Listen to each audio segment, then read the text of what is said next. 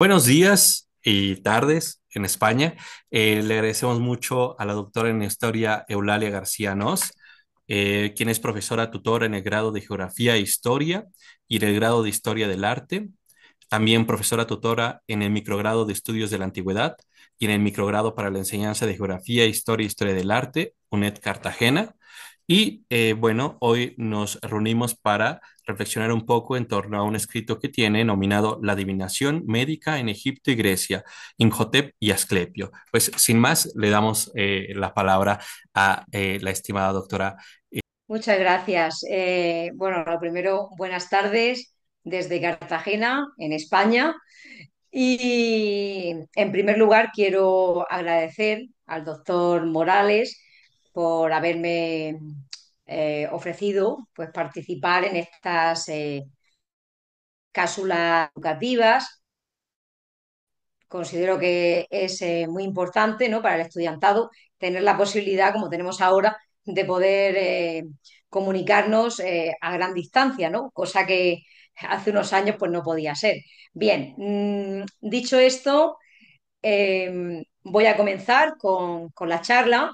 Yo voy a hablar, como bien ha comentado el doctor, de un tema que considero que es importante, es relevante, no solamente a nivel de el estudiantado que pueda estar estudiando materias afines, como por ejemplo puede ser historia antigua de Egipto o de Próximo Oriente, el mundo clásico, Grecia, Roma, temas de historia de las religiones, medicina, en la antigüedad, etcétera, sino también considero que es importante e interesante para el público en general, ya que pues, le puede, es un tema llamativo y que bueno, pues siempre suscita como mínimo curiosidad, ¿no?, en este sentido.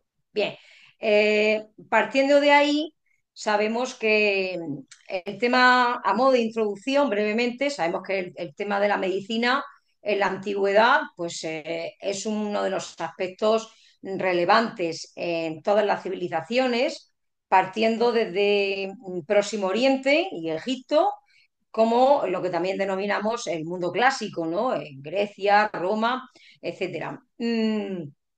Hasta la llegada del cristianismo, inclusive, ¿no? Entonces, esto es muy importante, ¿no? ¿Qué duda cabe que la enfermedad es una dolencia, una patología que siempre ha estado ahí, presente en el ser humano y a lo largo de la historia, pues evidentemente nosotros hemos tenido que enfrentarnos desde tiempos prehistóricos a estas enfermedades, ¿no?, a diversas patologías, a diversas dolencias y que se han intentado curar pues a través de remedios naturales, de plantas, pero también con temas que engloban ya el tema sobrenatural, ¿no? En el sentido de, bueno, eh, hechizos, amuletos, o sea, va todo unido, ¿no? Quiero que quede claro que al inicio de la primitiva, digámoslo así, medicina, pues evidentemente hay un conjunto donde se engloba la parte que está relacionada con la magia, todo lo sobrenatural que engloba a la magia, y después ya religión y medicina más técnica, ¿no?, que es lo que van a intentar, pues sobre todo a partir de Hipócrates, como todos sabemos, ¿no? Entonces, bueno, eh, centrándonos en el Antiguo Egipto, pues sabemos que el Antiguo Egipto va a ser la raíz, digámoslo así, de la medicina occidental. De hecho, Heródoto de Halicarnaso, ya hablaba en sus historias sobre los egipcios, ¿no? Ya decía, por ejemplo, que el pueblo egipcio no tenía un médico para todo, un médico como por ejemplo ahora podríamos decir, y existe, ¿no?, el médico de medicina general, sino que había médicos especializados en dolencias relacionadas con los ojos o de problemas dentales o de medicina interna, o sea, que había ya, Heródoto ya nos está diciendo que había una medicina, unos médicos especialistas que estaban especializados en diversas patologías, ¿no? Entonces, aquí ya, en este sentido, pues claro, todo esto ya nos lo está indicando autores griegos, ¿no? Que están hablándonos de la importancia de la medicina egipcia. Luego, además, se ha podido, a través de recopilaciones, copias de textos antiguos, de papiros, los llamados papiros médicos, pues conocemos muchas de esas dolencias, cómo las trataban, que esto es importante, cómo se trataban, y cuál era el diagnóstico que daban estos médicos, claro.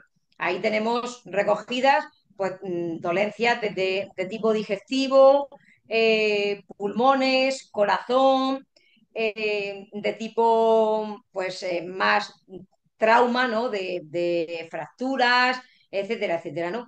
Y también ginecológicas, ¿eh? Hay tratados también, papiros, que tratan temas de ginecología. Entonces, todo esto nos está dando, bueno, pues una información muy importante, que estamos viendo que, pues que la medicina, para la época en la que estamos hablando de hace más de 3.000 años, pues ya tenía muchos avances, algunos de los cuales todavía, en cierto modo, han perdurado. Bien, además de eso, la iconografía egipcia nos brinda algunas imágenes donde podemos ver, pues, por ejemplo, personas que se nota que tienen alguna patología relacionada, pues, por ejemplo, con la cojera, o alguna malformación. Y claro, otro tema muy importante es el estudio de las momias. Claro, a través del estudio de las momias, pues, y no solamente ya de las momias, sino también de otros restos humanos, pues se puede ver si esa persona había muerto de alguna patología o si había muerto simplemente pues, porque había tenido un accidente de trabajo y entonces, pues bueno, había muerto de eso, ¿no? Entonces, todo esto, a través de la excavación arqueológica, también va aportando mucha información. Bien, ¿cómo se veía la enfermedad, ¿no? En el mundo antiguo?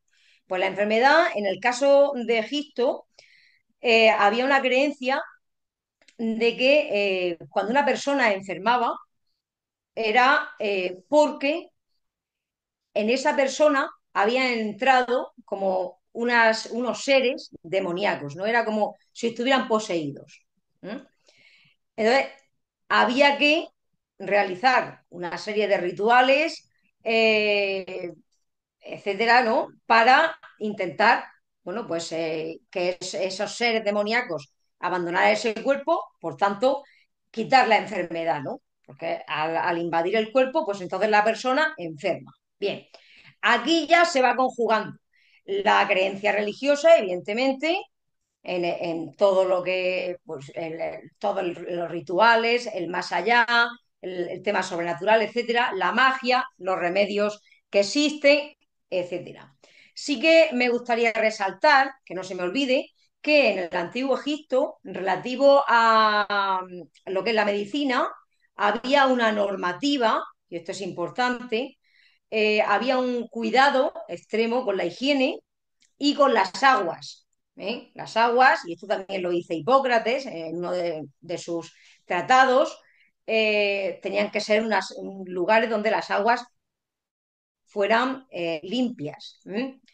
Pero no solamente para los vivos, sino también para los muertos. Esto también es importante, porque tenemos que recordar que ya saben ustedes que para los egipcios, cuando una persona moría, realmente pasaba a otro plano y por eso en las tumbas pues, se han encontrado calzado, ropa, alimentos, mobiliario, etcétera, etcétera, ¿no? Porque seguían viviendo, ¿no? en otro plano. Por tanto, por eso, de ahí que las aguas también estuvieran limpias y fueran sanas, tanto para los vivos como para los muertos. Bien, en este sentido ya entraríamos en el tema de la divinización, ¿no? Hay unas divinidades que están vinculadas a la medicina, a la curación. ¿Eh? Entonces, bueno, dentro de todo el conjunto de estas divinidades, no me voy a detener mucho porque si no, por más que nada por espacio, para poder hablar también de Asclepio, pero sí que es cierto que hay un conjunto de divinidades, de dioses y de diosas que están asociados a la curación, a la maternidad, al embarazo, al recién nacido. Entonces, bueno, todo esto también es importante, claro, desde el dios Thoth, pues por ejemplo también eh, diosas como por ejemplo Isis también, o la diosa Sekhmet, que es interesante en el sentido de que se la vincula también con la medicina, pero tiene como una faceta agresiva, ¿no? Como una faceta, representa como el aspecto implacable, ¿no? De la enfermedad. Entonces, estos sacerdotes como que tienen que hacer unos rituales para aplacar a la diosa y que se pueda, bueno, pues, digamos que cuando la diosa se enfurecía, aparecían esas enfermedades, ¿no? Y entonces, pues esto es lo que tenían que hacer los sacerdotes, aplacar a la diosa por medio de unos rituales, ¿no? Bien. Entonces, entre todo este elenco va a haber un personaje que además es un personaje que es histórico, que es Inhotep. ¿Mm? Cuando yo a mis alumnos y a mis alumnas les digo el nombre de Inhotep, pues a veces se ríen un poco porque les viene a la cabeza el famoso Inhotep de la película de la momia. Claro, esto es un poco inevitable. Sobre todo los que nos gusta este tipo de películas, pues claro, cuando digo Inhotep, ¿no? Bien, bueno, pues Inhotep tenemos que tener claro que fue un personaje que está considerado histórico, no como Asclepio, que se engloba dentro del mito, aunque sí que es cierto que tenemos también que tener en cuenta una cosa, y es que en aquel tiempo Asclepio, por ejemplo, se consideraba que había existido y que existía, ¿no? O sea, esto es muy complejo y bueno, daría para otra charla el tema de diferenciar, ¿no? El mito, los dioses, las diosas, etcétera. Pero bueno, la cuestión es que, volviendo a Imhotep, va a ser un personaje que va a vivir en la tercera dinastía. ¿Mm? Eh, bueno, las fechas van bailando porque como ocurre con cronologías tan antiguas, por eso yo siempre digo posiblemente, ¿no? Porque según el manual, pues nos vamos a encontrar que lo mismo te encuentras que vivió entre el 2690, en otros te ves el 2700, pero bueno, aproximadamente 2690, 2610 antes de Cristo, por supuesto. Su nombre significa el que viene en paz y bueno, pues aparte de las dotes médicas, que es lo que nos interesa en esta charla, pues sí que tenemos que tener en cuenta que fue un arquitecto muy bueno, también tenía dotes de lo que ahora llamaríamos como de un científico y además fue el arquitecto que va a diseñar la famosísima pirámide escalonada de Zoser en Saqqara. ¿Mm? Entonces, bueno, él estuvo como un alto funcionario, como una especie de visir, ¿no? Eh, alrededor del rey Zoser, ¿no? Entonces, en este sentido. Bien, como he dicho, se le daba muy bien el arte de curar y entonces pues se decía que no solamente curaba a los enfermos, sino que incluso podía llegar a resucitarlos. Cuando morían, evidentemente. Resucitaba también a algunas personas que habían muerto. Claro, es cierto que esto ya le está elevando, o sea, todo esto estamos hablando de que supuestamente todavía es una persona, no es un dios. ¿Eh? Entonces, bueno, él cada vez va a alcanzar más fama como médico y ¿qué ocurre? Pues que cuando muere se le deidifica, ¿eh? Se le deifica como un dios. Pero claro, cuando para que tú obtengas la condición de pasar a ser un mortal, a ser un dios, te tienen que asociar con un dios del panteón, en este caso del panteón egipcio, evidentemente, ¿eh? Que es lo que va a pasar. Él va a ser divinizado mediante la fórmula de convertirlo en hijo de Tat, que es un dios dentro del panteón egipcio, es uno de los dioses más importantes, está relacionado con la artesanía, los metales, el fuego, etcétera, etcétera. Y entonces, pues esto va a proporcionarle que se convierta en un dios y reciba culto. Donde va a recibir culto va a ser en la ciudad de Memphis, ¿eh? Ahí principalmente, ¿vale? Entonces, esto, además de la faceta médica de Imhotep, también se le va a asociar, que está dentro de la medicina, evidentemente, con la sanación de la infertilidad. Qué duda cabe que en el mundo antiguo era muy importante el poder tener descendencia, porque si tú no podías tener hijos, catástrofe, no poder tener hijos. Entonces, claro, siempre se intentaba pues ver cómo se podía conseguir tener esos hijos. Entonces, pues a Imhotep también se le asocia el tema de la descendencia. ¿Mm? Bien, eso por un lado.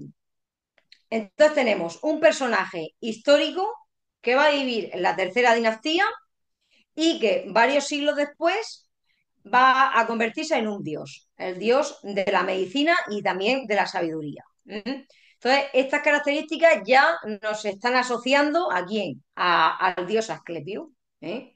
Asclepio, que lo vamos a ver en Grecia, ¿no? Principalmente. Bien. Eh, Aquí ya, como he indicado al principio, estamos dentro del mito. ¿Mm? Así como Imhotep es histórico, Asclepio no lo es. Pero, sin embargo, podemos ver que, aunque Imhotep fue histórico, un personaje que existió, sin embargo, el paso de mortal a Dios ya le está introduciendo en el mito, evidentemente. ¿Mm? Bueno, pues de Asclepio tenemos muchísima más información que de Jotep. ¿Por qué? Pues porque Asclepio va a ser un personaje que va a recibir un importantísimo culto desde el principio y va a tener unos santuarios muy importantes, unos santuarios oraculares de curación. ¿Mm? Y entonces esto es lo que va a dar lugar a una gran difusión tanto del dios como de el culto y sobre todo la sanación. Pero claro, qué duda cabe, cuando una persona está enferma, lo que quiere es curarse. Entonces, si tenemos un dios que sabemos que además parece ser que es muy eficiente, pues ahí está Asclepio, ¿no? Entonces se le da mucho culto. No me voy a detener en el mito, porque además hay varias versiones, simplemente decir que, bueno, Asclepio es hijo de uno de los dioses más importantes del panteón griego, Apolo, y de una mortal, ¿eh? Una mortal llamada Colonis o también Colonice. No voy a entrar en detalles de si ella muere, no muere, el proceso, etcétera. Simplemente que tengamos claro que en este tiempo se va a considerar como un héroe, porque es hijo de un dios y de una mortal. Y entonces, pues, el mito lo que nos dice es que Apolo lo lleva hasta el centauro Quirón. Centauro Quirón sabemos que es fuente de sabiduría. Muchos otros héroes han estado con el centauro Quirón, por ejemplo, Aquiles, sin ir más lejos, y para que aprenda, en este caso, las artes médicas. ¿Qué pasa? Pues que a Asclepio se le daba muy bien, se le daba muy bien y se va a convertir en un médico espectacular. Y al igual que Imhotep, Asclepio va a ser tan buen médico que también va a llegar a resucitar a personas muertas. Esto va a llegar un momento en el que va a llegar a oídos de su abuelo Zeus. Entonces, ¿qué hace Zeus?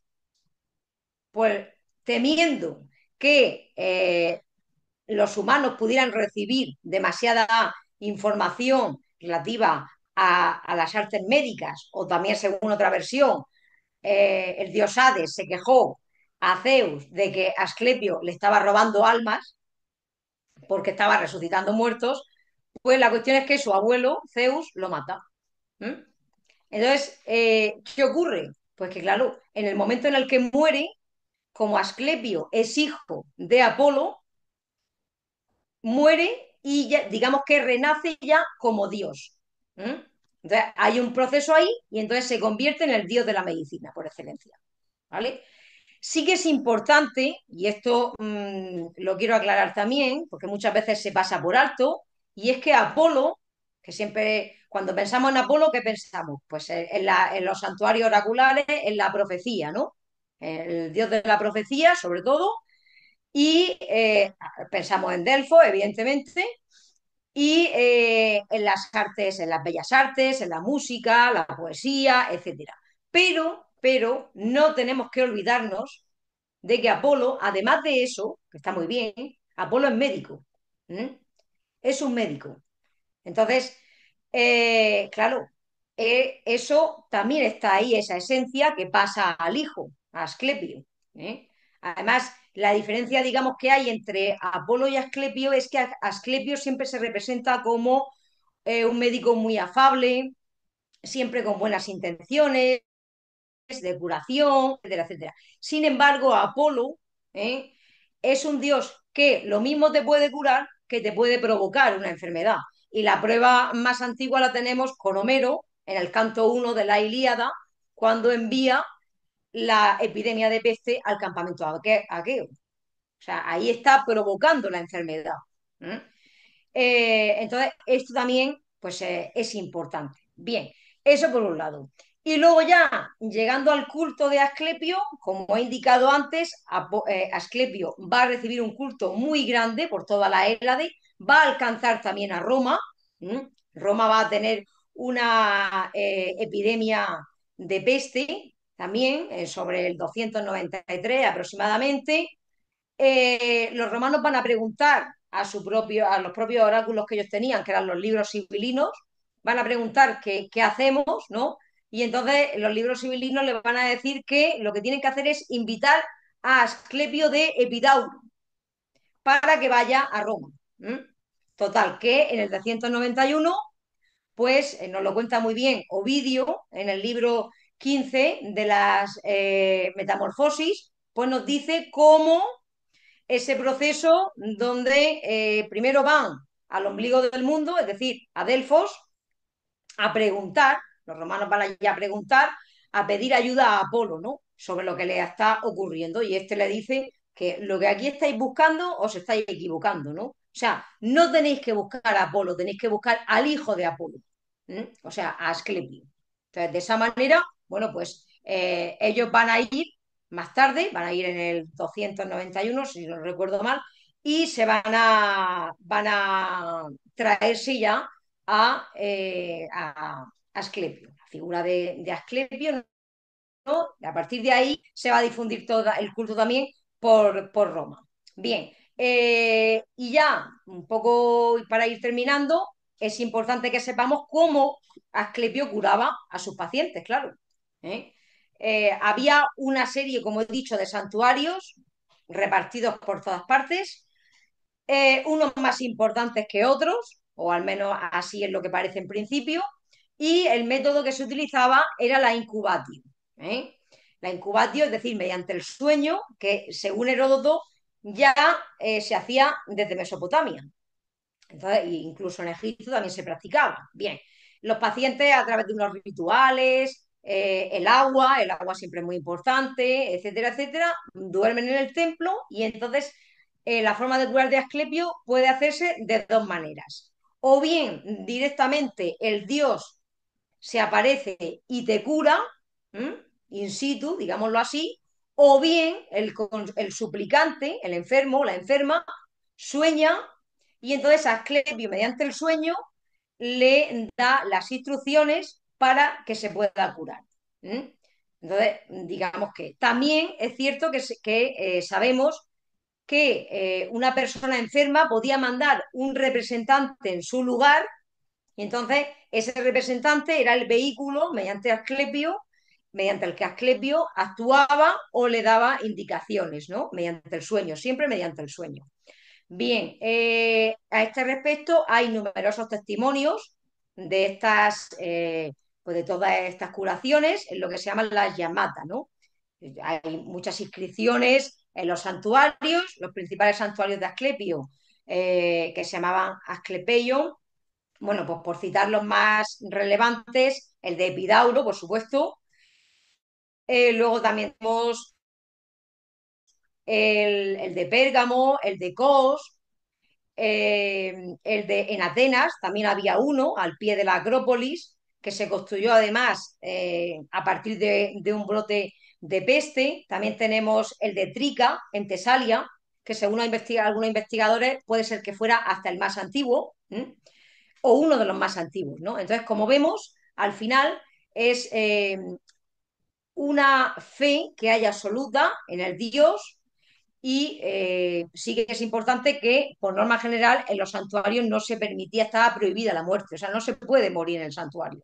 Si una persona llega al santuario y es revisada por los sacerdotes en primer lugar y que se ve que está agonizando, no le dejan entrar para que no se contamine.